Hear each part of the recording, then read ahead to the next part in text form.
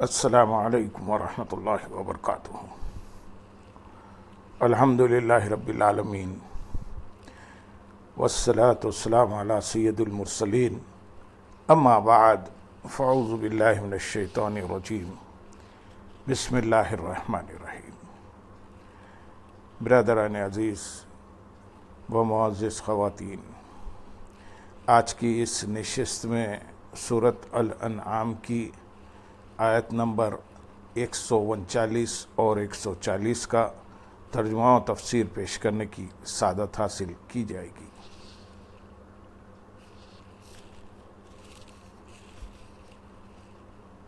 وقالوا ما في بطون هذه الأنعام خالصة لذكورنا ومحرم على أزواجنا وَإِن يَكُن مَّيْتَةً فَهُمْ فِيهِ شُرَكَاءُ سَيَجْزِيهِمْ وَصْفَهُمْ إِنَّهُ حَكِيمٌ عَلِيمٌ۔ قد خسر الذين قتلوا أولادهم سفها بغير علم وحرموا ما رزقهم الله افتراء على الله قد ضلوا وما كانوا مهتدين۔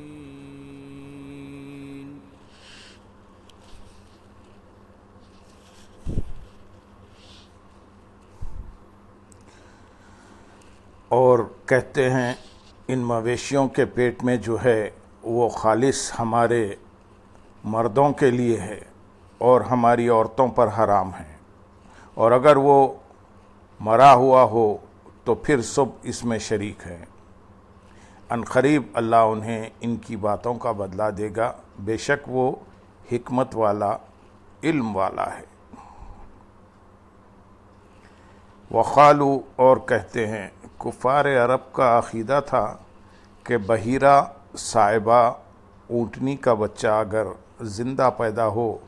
تو صرف مرد کھا سکتے ہیں اور عورتیں نہیں کھا سکتی، اور اگر مردہ پیدا ہو تو عورت مرد سب کھا سکتے ہیں۔ اس آیت میں ان کے اس عقیدے کا ذکر ہے اور اس پر سخت وعید ہے۔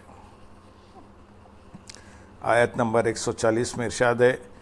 بے شک وہ لوگ تباہ ہو گئے جو اپنی اولاد کو جہالت سے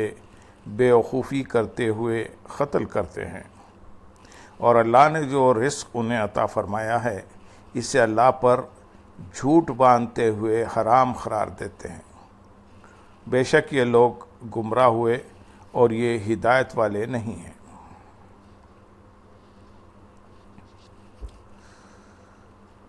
یہ آیت زمانہ جاہلیت کے ان لوگوں کے بارے میں نازل ہوئی جو اپنی لڑکیوں کو نہایت سنگ دلی اور بے رحمی کے ساتھ زندہ درگور کر دیا کرتے تھے۔ قبیلے ربیعہ اور مضر وغیرہ قبائل میں اس کا بہت رواج تھا، اور جاہلیت کے بعض لوگ لڑکوں کو بھی قتل کرتے تھے، اور بے رحمی کا یہ عالم تھا کہ کتوں کی پرورش کرتے اور اولاد کو قتل کرتے تھے۔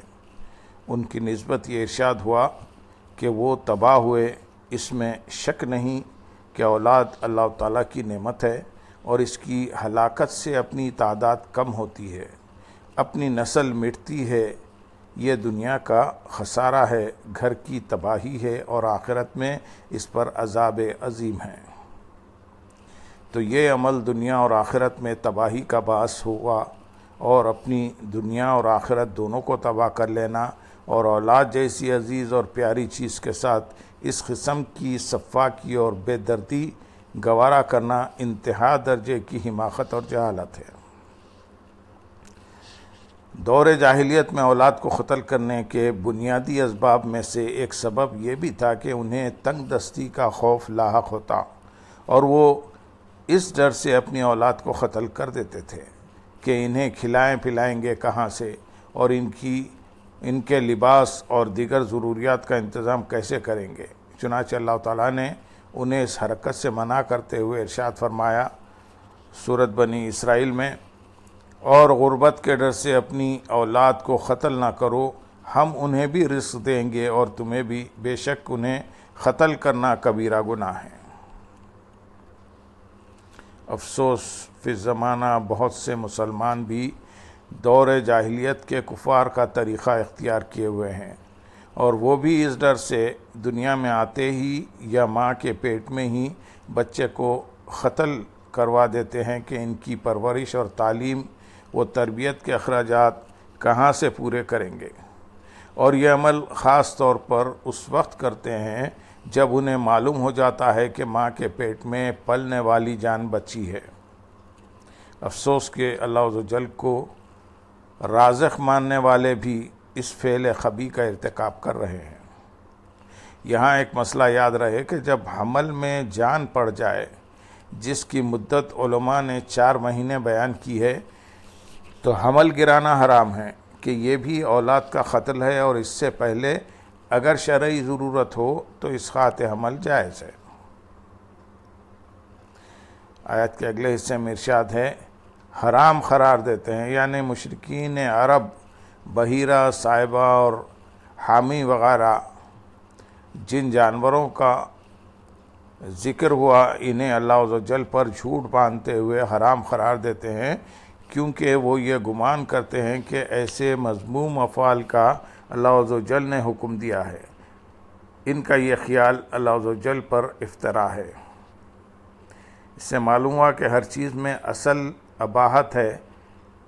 کیونکہ اللہ عز و جل نے ہر چیز ہمارے